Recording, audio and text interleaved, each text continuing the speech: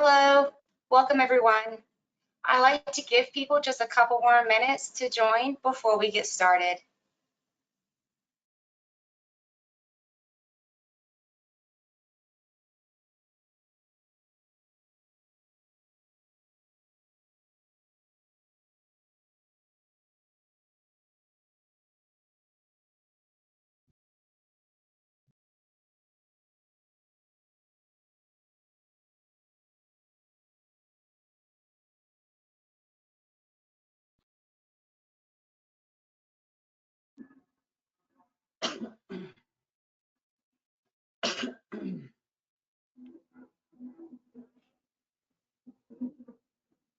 Just another minute before we should be ready to kick things off.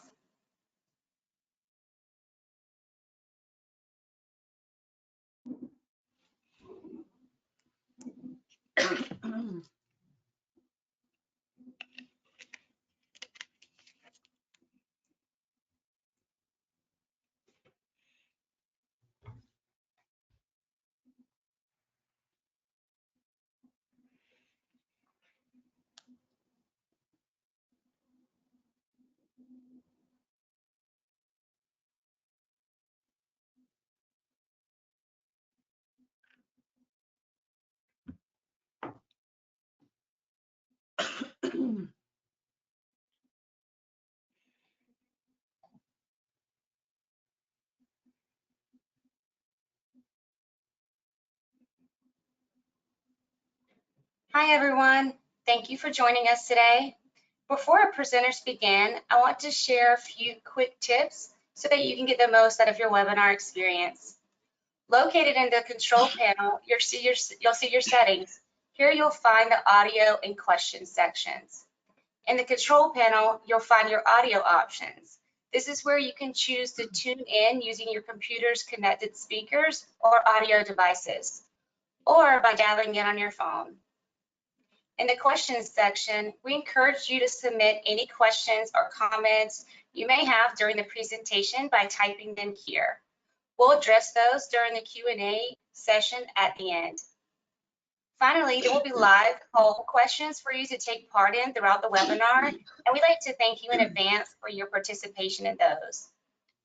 Now it's time for me to turn it over to our presenter, Quanda Hunter, who is our Senior Manager, Product Marketing, Calix Engagement Cloud. Quanda, the mic is all yours. Thank you. Thank you, Sunny. So again, welcome to today's webinar. Like a diamond, outshine the competition with a value-based approach that delivers. If you are part of the 79% of broadband marketers feeling the pressure to introduce and launch new differentiated services to fend off competitive threats, but want to understand how to more effectively speak to subscribers so that they understand the value you provide, then you are at the right place. And we thank you so much for joining this webinar. As Sunny mentioned, my name is Quanda Hunter. Been at Calix for about 6 years, currently leading marketing for our Calix Engagement Cloud solution. And I am fortunate to be joined by two broadband industry professionals that I will introduce. So first, once dubbed as the one-woman hype machine, Tara is the marketing lead at Nortex Communications. She's in charge and she leads a dynamic group of a customer experience team with a decade at the helm and a constant infusion of, she loves to drink black coffee. She's a trend spotting, brand boosting dynamo, always looking to catapult her fast growing company to new heights. That company is Nortex Communications. Erica Avazian is my esteemed colleague. She works on our customer success team and is helping several Calix customers, including Nortex, which is why Erica is here today, on their go-to-market approach, elevating how they engage with both subscribers and prospects. So you will hear from them shortly. And the three of us, we're so excited to dive in on this topic of value-based marketing. Our agenda today is to really have a lively discussion on how you can stand out from the rest and attract subscribers with messages and offers that truly resonate. We will talk about value-based messaging and why it's the key to unlocking subscriber acquisition and retention. And then we will talk and share how Nortex is communicating value and packaging offers to align to their subscriber needs. And then we'll step into data-driven strategies that you can employ today to help you, again, to deliver the right message to the right audience at the right time. So that's our agenda for today. So many of you that have attended the webinar, I kind of see the list. I see a few names that I know. So if you've been on the webinars I've attended and I've led in the past, you know I like to start with a little fun, showcasing recent marketing approaches by some of the biggest brands out today. So today, my focus is Apple. And listen, I'm not personally an Apple user, but nonetheless, they do a really great job with their marketing. Even in today's oversaturated consumer electronics marketplace, it's hard to imagine a more iconic brand than the iPhone, right? It's also difficult to imagine a product with as much competition as Apple's flagship mobile device. So what really sets the iPhone apart from literally hundreds of competing devices on the market? It's really about Apple's iPhone, their value proposition, which really shows how they offer a very unique experience. As you probably expect from Apple, a phone renowned for much of its commitment to sleek, elegant product design as its actual products. Apple firmly reiterates the value proposition in the copy about all of its products, right? Specifically talking about the iPhone within the design itself, right? The ease of use that has been a cornerstone of the design aesthetic since its launch. And really the aspirational qualities that an iPhone supposedly offers the user. The aspirational messaging is Apple's value proposition. On the left side of the chart, you will see visuals I pulled from their webpage just yesterday, right? And if you go to the site now, you'll see it, all-day battery life for the things you want to keep doing, right? That part for the things you want to keep doing, that's a very aspirational line, right? It's not about the features and the different things and the elements in the product, but basically it's something that you can use, that you can do while you want to do the things you want to do. Go about your day, all day battery life. If you take a look at the copy on the right, Apple states that, and I know the font is small, so I'll say a little bit of it. It states that it believes a phone should be more than just a collection of features. Yet this is precisely what a smartphone is, right? And so this is an example of just they really dig deep in that value-driven approach. If you look at, they have, and this will be my last slide on Apple, I promise. They have a miss you ad spot that I'm sure you've seen this. If you haven't, I highly recommend you Google and look it up. But coming into 2024, this was an ad that they launched on TV, and it features a heartbroken power outlet expressing its sadness over the reduced need for frequent recharging, thanks now to the extended battery life of the iPhone 15 Plus. So this animated power outlet, and set against the tune of Doughboy's "Way Too Long" song, showcases the prolonged intervals between charging, creating a witty, personified narrative around its unrequited love for the iPhone 15 Plus. Very impactful ad. The numbers definitely illustrate that as well. The app, it serves as a creative showcases of the device's long battery life, right? Emphasizing that. And Apple has a very playful approach, right? It not only infuses a touch of humor, which when we talk about Nortex, you will see how even as a broadband provider, they're doing something very similar as they infuse humor into their value and how they talk to subscribers. But this ad infuses a touch of humor into the tech giant's marketing, but also highlights the ability of the phone to function for hours on end. On the right side, their Let Me Go ad is their latest one. And this one is really about how iPhone users can hold all the photos they want, right? So in today's socially dominated age where everyone is Snapchatting and posting on Instagram, you have to imagine that holding on to photos is a strong value driver for the audience that they're targeting with this ad. Again, no real mention of features and functions. It's really about the value that it's delivering to that audience. And Apple doesn't stand alone. There are several top brands that do a really great job talking about and talking to their value.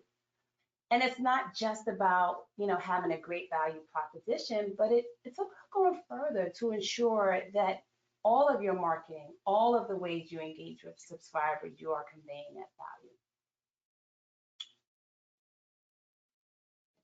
value. And as I showed the stat, and I love sharing a stat, market data shows that 80% of these high growth companies use a value-based approach to engage with their customers to elevate sales and to transform how they're able to engage with the audiences that they're going after.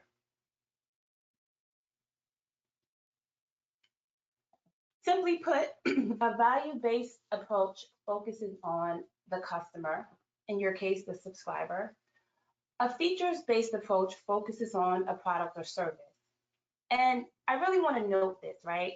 A features-based approach isn't a wrong approach. And this webinar is not about right and wrong, but really it's about impact, right? When you want to attract new subscribers, when you want to have a bigger impact, and when you want to make those strong initial impressions and grow the value of your brand, you have to demonstrate the value you provide to your subscriber.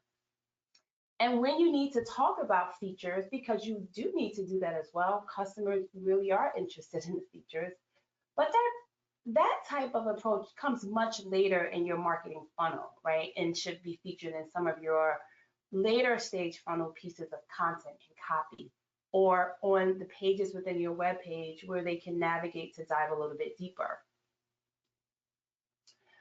I also wanted to share this, right? We recently, in partnership with Heavy Reading, we did a research on the state of broadband providers today. And through one of the survey questions, we learned that almost 80% of broadband providers are also looking to introduce new services to help them satisfy their customers, reduce churn, beat competition, etc. And at Calix, we do work with several customers, and Erica, again, she will talk more on this specifically to how she works with Nortex Communications. We know that many of our customers are really unsure on how to roll out and launch these new services. And where they struggle even more is really how to talk about them. And that's why we're here today to talk about value-based messaging. And so just to tie up and close the loose end on that 80% of broadband providers that are looking to add new services, just wanted to share just what some of those services are. Looking ahead the next 5 years, survey respondents told us that high priority new services that they roll out will revolve around a broad range of diverse use cases. So things that encompass everything from security, parental controls, to well-being solutions. Of these, however, the two leading are security related. Again, as you see here, home network security at 64%, device protection at 46%. And they firmly believe that security will be key to improving service stickiness. Again, looking down the chart, this follows services like parental controls, connected camera solutions, small business solutions, and so much more. And even though security is clearly a vital element of successful use cases and services, broadband providers will need really a broad mix of sticky use cases because service consumption trends and even connectivity requirements will continue to evolve within the next 5 years. So, and I just have 2 more slides before I turn it over to Tara. I just wanted to tie up. So as we work with broadband providers to launch these new services, our guidance, recommendations, and focus is on how they can convey value to their subscriber. We talk about value proposition, we strategize on how to reframe their offer so that it's value driven and persona driven, and so much more. And there are various ways you can frame or categorize value. And you can group value that you deliver as a service provider. In several of them, as I mentioned, I'm only highlighting 4. There's a lot more. But these are some of the top 4. And the way you convey and talk about your value should be very simple, right? What do you promise to do for your subscribers? And then put that at the heart of your marketing. And so let me just take a step to kind of go through each of these 4 so that it's clear by what I mean, right? So looking at immediate value, that's about how do you solve their problem? Each and every one of you are offering a service, a connected experience. You have identified pain point and are providing the services to fix it. In value-based marketing, you would highlight the type of solution you offer. And I'm going to just give some categories within this immediate value, right? Is it quality? Do you offer the best solution? Maybe you're just plain better, right? You have better technology or offer a more comprehensive service. It's okay to toot your own horn about this, right? Claim your advantage and with a single phrase or sentence that subscribers can remember. Then find ways to back this up with supporting materials that emphasize the superiority of your offering. Usability or convenience, or you might have the easiest solution, right? Do you make the lives of your subscribers easier? Do you offer connectivity that enables subscribers to stay connected in their backyards or by the pools, right? Do you offer an easy do-it-yourself setup option? Also, customization. You offer the precise solution. Maybe your service offers a la carte options that you usually bundle together, right? Or maybe you have service options that speak directly to the needs of the specific personas that you're marketing to. So that's, those are all points around immediate value, talking about how you're solving their problem. Secure volume, give them peace of mind. So unlike the immediate, solve your problem type of value, subscribers who want secure value are invested in minimized risks. They want future performance and assurances of your support. Sure, you can talk about how that you offer network protection and security, because as I shared on the previous slide, that is the leading services that BSPs are offering to differentiate your brand. But let's go beyond that, right? It's the brand itself. So security in just your brand, your reputation. And some industries rely heavily on brand trust, right? Can subscribers trust your brand? Has your brand demonstrated its commitment to putting them first? This all can play a huge role into their marketing. Flexibility, right? People shouldn't feel loyal to your service simply because it's a hassle to cancel, right? Although you never want to lose a subscriber, can they leave or cancel without an issue, right? Maybe in a world of multiple streaming options, let's think about Netflix. Netflix advertises itself as the ultimate inconvenience. The ease of cancellation, and it's one of their most prominent claims. Another way in terms of secure value is support, a shared future, right? You are here for them today, but what about tomorrow? Do you have stellar reviews for customer support? Give them confidence in the future relationship with your business. And then real quickly, I'll just talk about economic and social value before I turn it over, right? Economic value, are you helping them save or earn money? Like everyone else, subscribers want more for less. How can you make their dollars or time stretch further? When it comes to social value, increasing their community or status. So you might be asking, what am I even talking about? But some businesses, value-based marketing tap into customers' desires for community or status changes. They promise access, they appeal to egos, or play into a certain identity. And so as a service provider, that's a way you can tap into it, right? So, and luxury brands rely heavily on aspirational marketing. They promote a lifestyle in which the brand names play a major role and people want to own those names. And so as you think about, your product, you might be saying, wait, can this apply to our industry? And it absolutely can. We're working with several providers who are working on personas and how they talk to their subscribers. They're adjusting their messages so that they can talk for example, to gamers. And so that's an aspirational piece of their copy when they do that. So, and finding your unique value, this is a visual image many of you might have seen before. And it's a very useful exercise to go with your teams to help you identify what's your unique value proposition while also differentiating yourself from competitors. By all means, take a screenshot. But this is a very, very common visual that you may have seen as especially if you've tried to think through your unique value proposition. It is a concise statement that communicates the unique and compelling benefits that your business offers to its target audiences, right? And there's so many ways you can define it. Basically, to understand the core concept of it, it's important to recognize that it goes beyond a slogan or tagline. It encompasses a subscriber-focused messaging, the solution to their pain points, the competitive advantage your business possesses, and the clear and concise communication of these elements. So I'm going to stop here and then I'll transfer to Tara. I just wanted to do a quick poll, right? Is your company today, right? Is your go-to-market approach, are you looking at how you could convey value? So we'll let the poll go.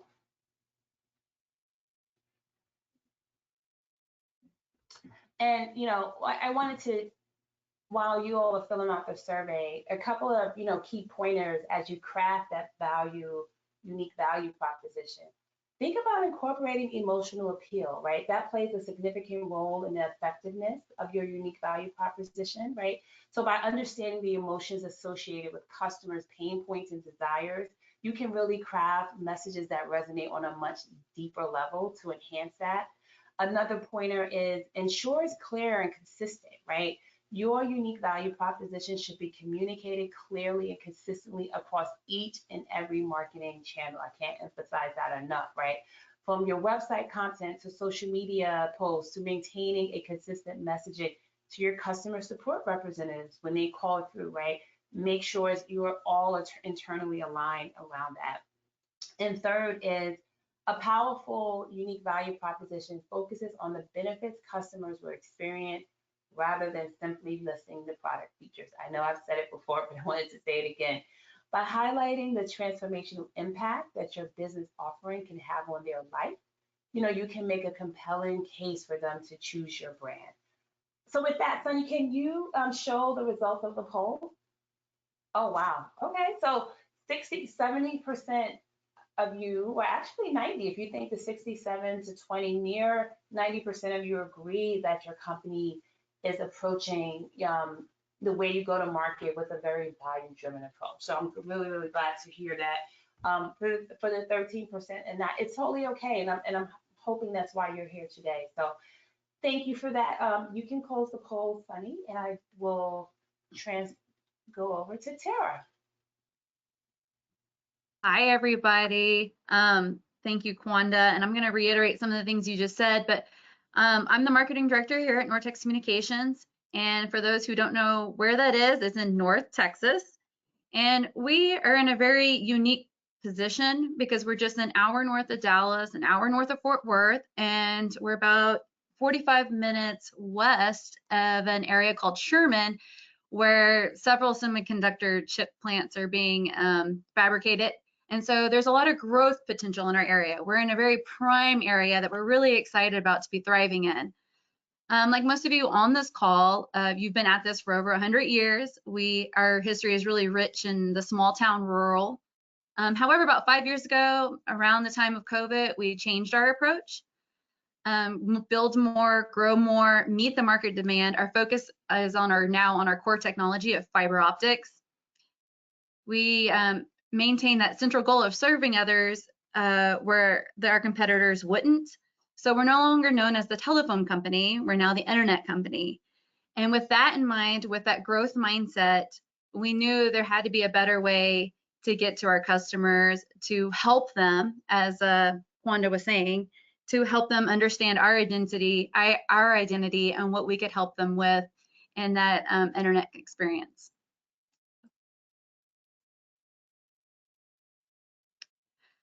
So one of the things we did was we decided we were going to redesign our website, and that took a lot of soul searching. Who are we? What do we want to be? And we found out what we're really good at is just being us. We're just the friendly neighbors. We're the quirky nerds. We love being us. We're really good at being us. And so we rolled with it. Our internet plays on our humility, on our humor. We just want to be your best friend. I like to joke that we don't have a dental degree, but we're in the smile making business. People want to have fun on the internet. They just want it to work. At the end of the day, they don't really care how it works. They just want it to work consistently, kind of like Kwanda said, be that consistent provider. We don't really care how they use the internet as long as it's legal, but we do want to make sure it's consistently working and everything's going well. So we play that humor throughout everything we do. You can see clips of our social media here. Played on their first day of spring. The other one featured, we actually pulled that from the Calix ECB, so they have a lot of content there that you can riff off of and help support your image.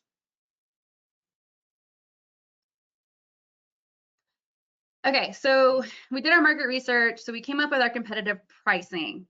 That was easy.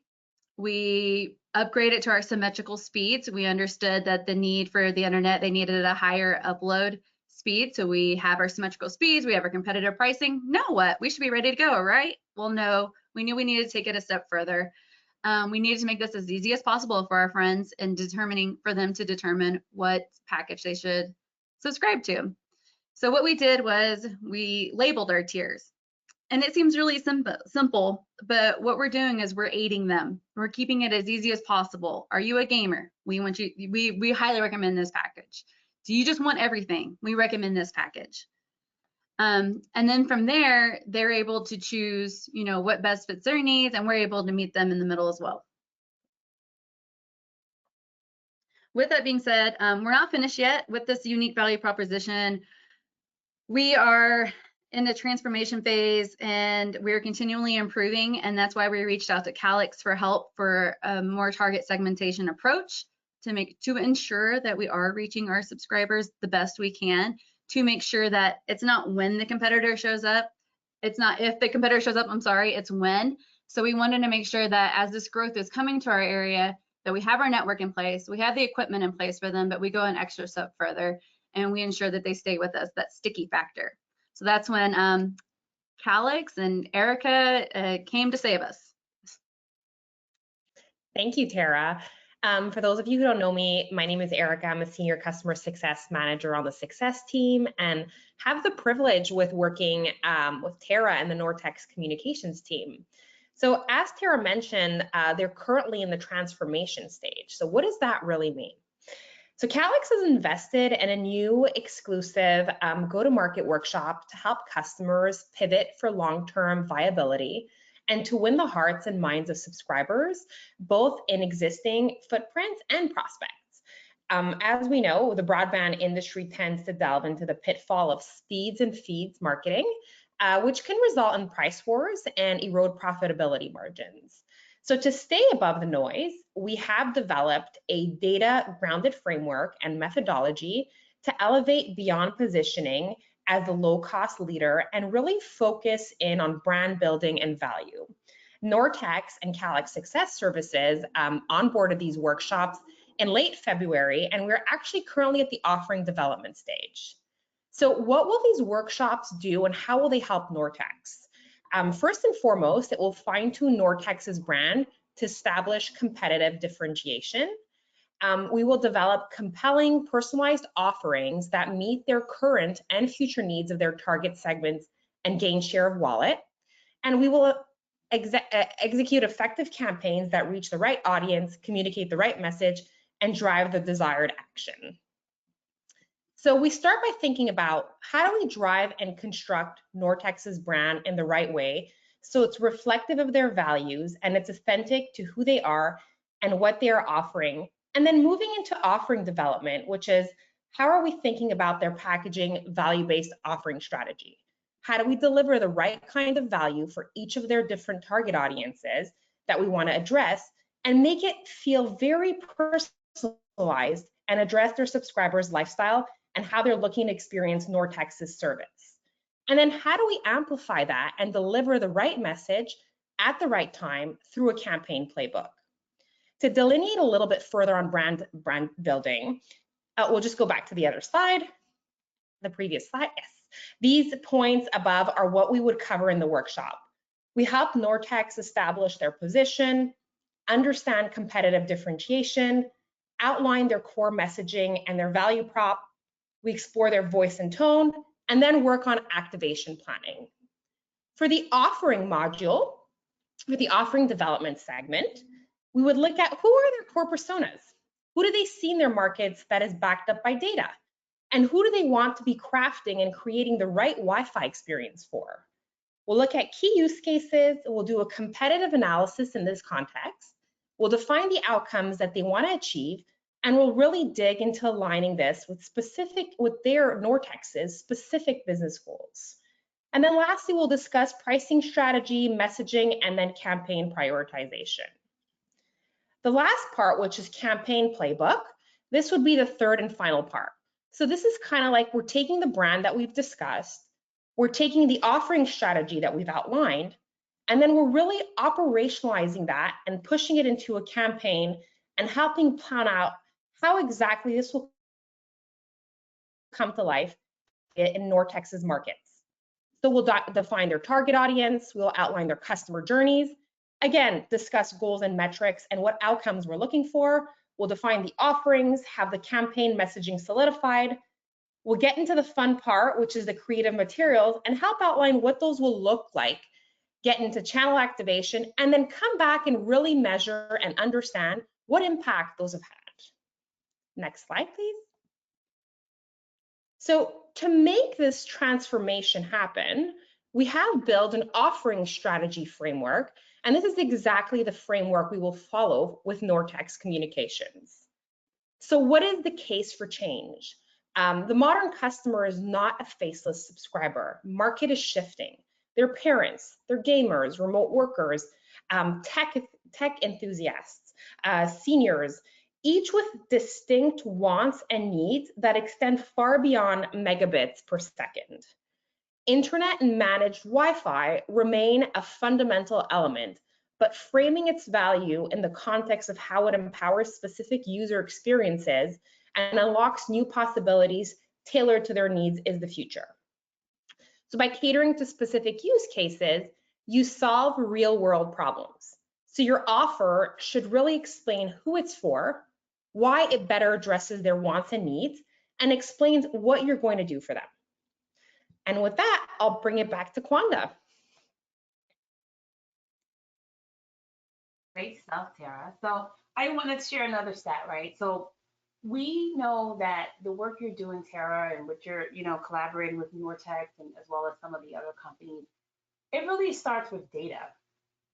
And so 73% of C-levels from our study, the state of the service broadband provider study that we did with heavy reading, 73% of them categorize utilizing subscriber data as a strategic imperative to help them drive new service and revenue opportunities, right?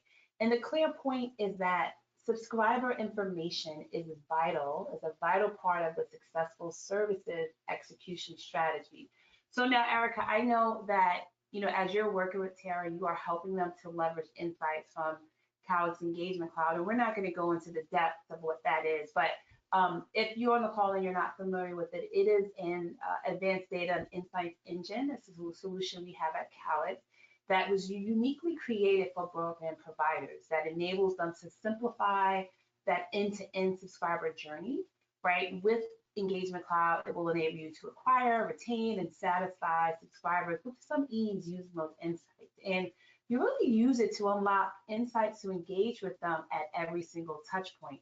So Tara, I'm gonna turn it back to you to kind of showcase, as you're doing that go-to-market approach and all of the different stages that you just share with the attendees just how you're digging into the data to help you with some of the messaging, the strategy, the determining of what, solutions or packages to offer, etc. Thank you, Kwanda. Okay, so for Nortex, in order to successfully define their core personas and their key use cases, define wants and needs, and of course, core motivators, the first part of the exercise is to identify 2 to 3 zip codes that Nortex is either servicing today or will be servicing in the future. Ideally, of course, a mixture of both is key.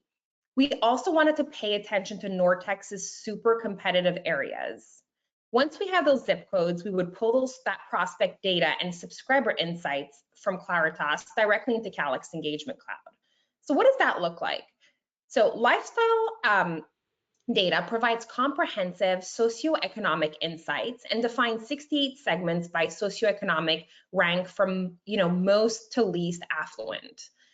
Finance provides financial behavior insights and defines around 60 segments ranked from the most to least affluent. And then finally, tech provides technographic insights and defines 53 segments ranked from highest to lowest technology usage. So once we analyze the data and understand, average age, average income, home ownership status, technology usage, things like household composition, and so much more, we will confidently be able to put together value-based offers targeted and ideal for specific groups and personas. An example of this through the data shown above is a connected home package, ideal for families since we see parental control candidates at 35%, indicating a lot of families in that specific area. So these data points are able to articulate what should we be including in these value-based offerings as we move forward.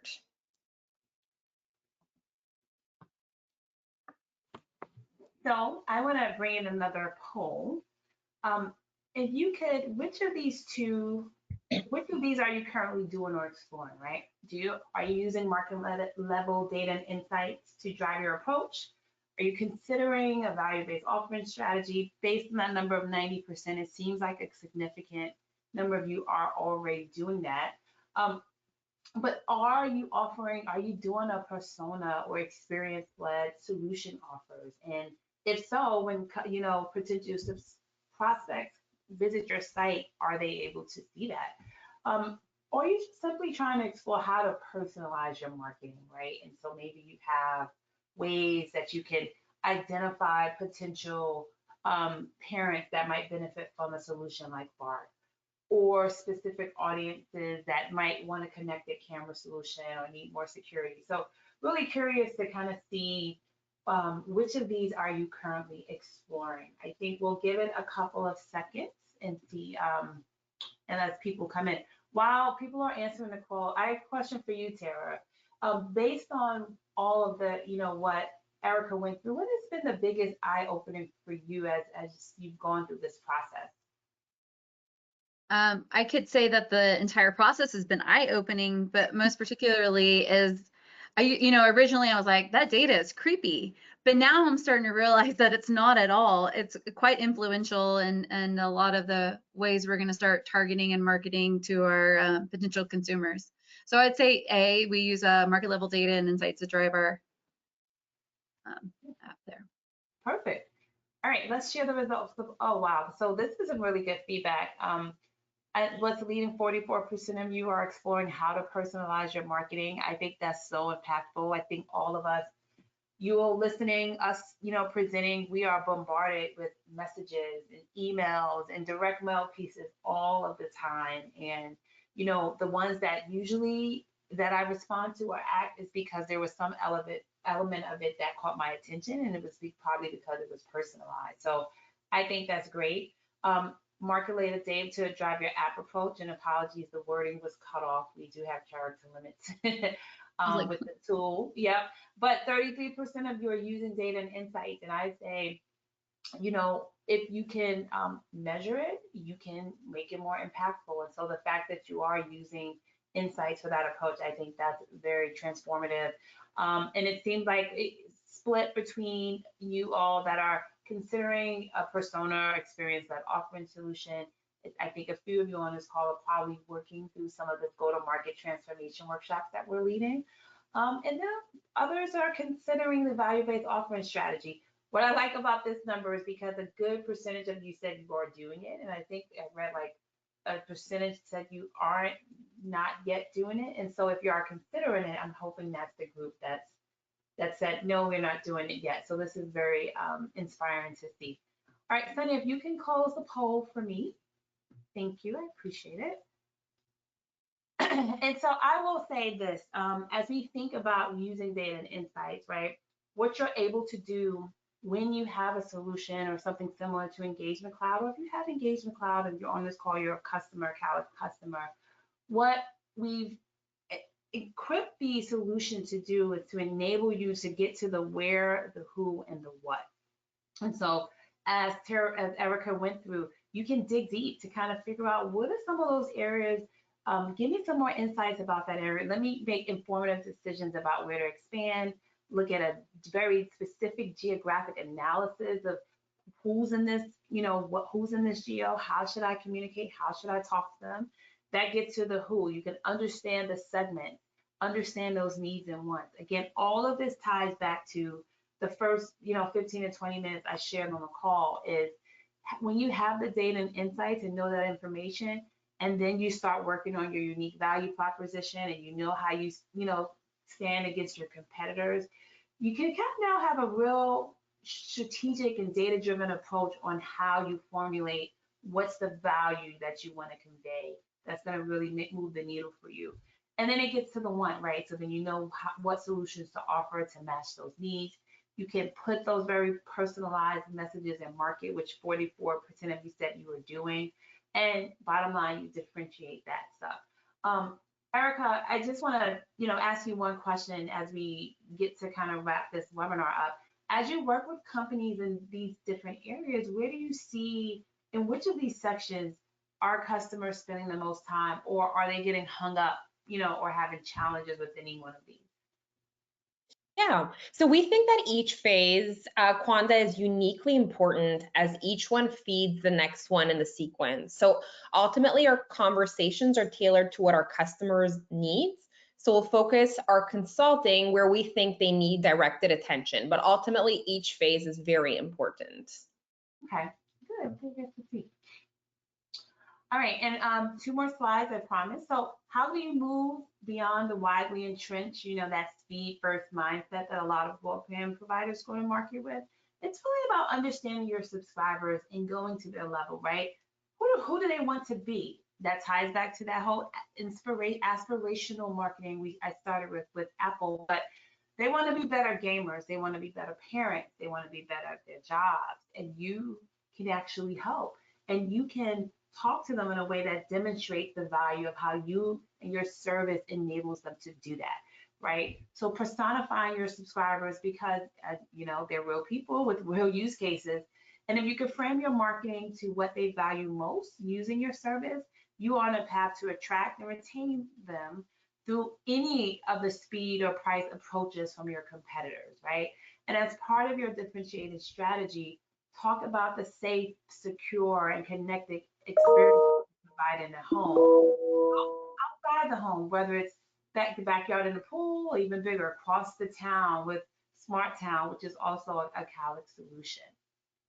And with that, Tara, I want to do one of the last slides. Is I always like to talk about success, right? The work you all are doing and how you too are soliciting a lot of feedback from your subscribers to understand what they value and want. If you can speak to how it has impacted some of the success at Nortex, I think that will be important to share. Sure. So at the bottom of our website, we make a huge promise to our customers. We tell them, y'all deserve great internet. So we have to uphold to that. So what we did was we did the Net Promoter Score. So it measures the loyalty of a company's customer base, asking the customer one question: how likely are you recommend this company to a friend or colleague? So it was a way for us to gauge, we're putting out these promises to you, but are we actually delivering them?